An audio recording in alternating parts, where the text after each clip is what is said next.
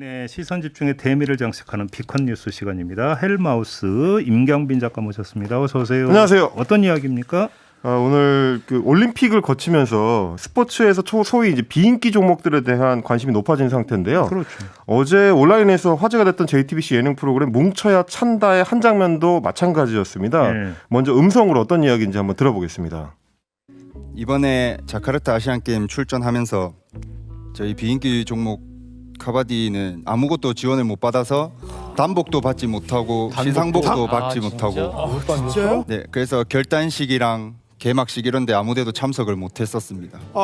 근데 이제 선수들은 그때 메달을 딸 수 있다는 확신을 가지고 있어가지고 시상복은 저희 선수들 돈으로 모아가지고 사서 진짜 선수들이 자발적으로 이게 올림픽이 아니라 아시안 게임. 그렇습니다. 자카르타 팔렘방 아시안 게임 때 그렇습니다. 2018년 아시안 게임이고요. 카바디? 카바디라는 종목이 이제 인도의 전통 스포츠인데 술래잡기하고 좀 비슷한 형태로 이제 이루어집니다. 국가대표인 이장군 선수의 이야기고요. 네. 2018년 아시안 게임 당시에 이제 종주국인 인도를 꺾고 우리가 결승까지 올라가서 은메달을 땄던 그 쾌거를 거두기도 했었는데 예. 정작 선수단한테 주어지는 이제 단복이 없어가지고 선수단 출범식 그 결단식에도 못 갔고 시상대에 올라갈 때 필요한 시상복은 따로 선수들이 사비로 마련했다 이런 얘기였습니다. 아니 그 실화예요?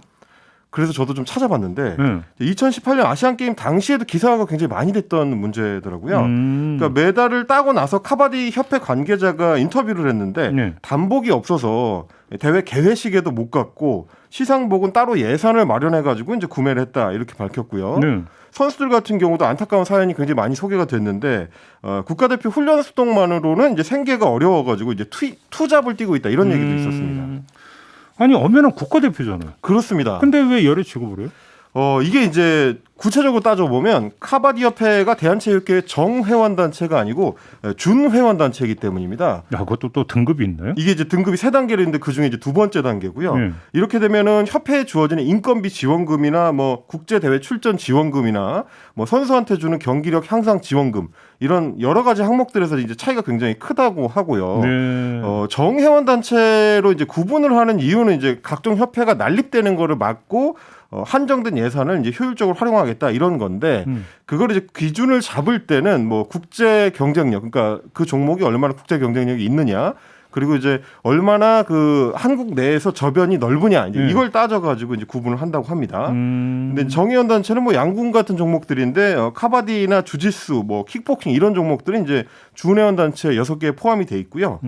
카바디 같은 경우는 원래 이제 준회원 단체로 출발했다가 2014년 인천 아시안 게임을 앞두고 정회원 단체로 격상을 잠깐 시켜줬었는데 지금은 다시 이제 저변 확대에 실패하면서 준회원 단체로 내려가 있는 상태입니다. 아니 그 구분은 그 국내용이고 네. 지금 국제 대회에 국가 대표로 참여를 그렇습니다. 하는 거잖아요. 그렇죠. 그러면 같이 대우를 해줘야 되는 거잖아요.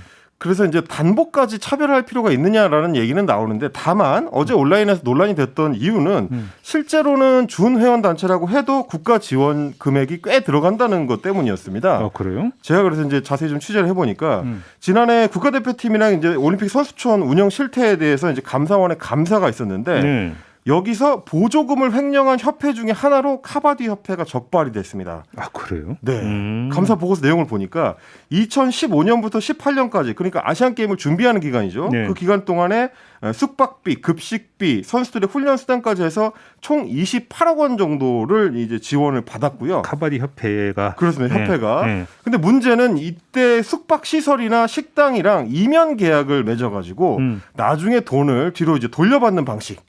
이렇게 해서 따로 돈을 챙겼고 심지어 선수와 코치의 수당을 일부 돌려받는 방식으로 예산을 빼돌려가지고 협회 운영비로 썼다 이제 이렇게 밝혔습니다. 아니 아무리 그래도 어떻게 지금 그 아시안 게임에 출전하는 선수들 뭐 옷까지 지금 사비로 막 만들어 이게. 그러게 말입니다. 협회 관계자는 이제 별도 예산을 써서 했다고 하는데 선수들은 사비를 모아서 했다고 하니까 판단은 우리 촌철님들이 하시면 될 것 같고요. 예. 하다못해 선수 훈련 수당만 제대로 지급이 됐어도 선수들이 투잡되는 상황은 좀 개선할 수 있지 않았을까. 이번에 이제 감사를 받았으니까 지금은 좀 나아졌기를 바라면서 예.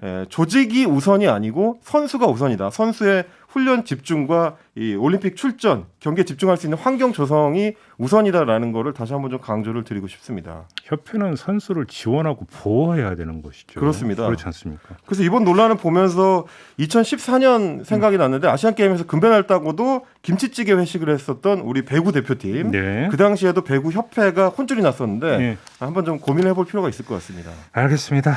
자, 이렇게 마무리하죠. 헬마우스 임경빈 작가였습니다. 고맙습니다. 감사합니다.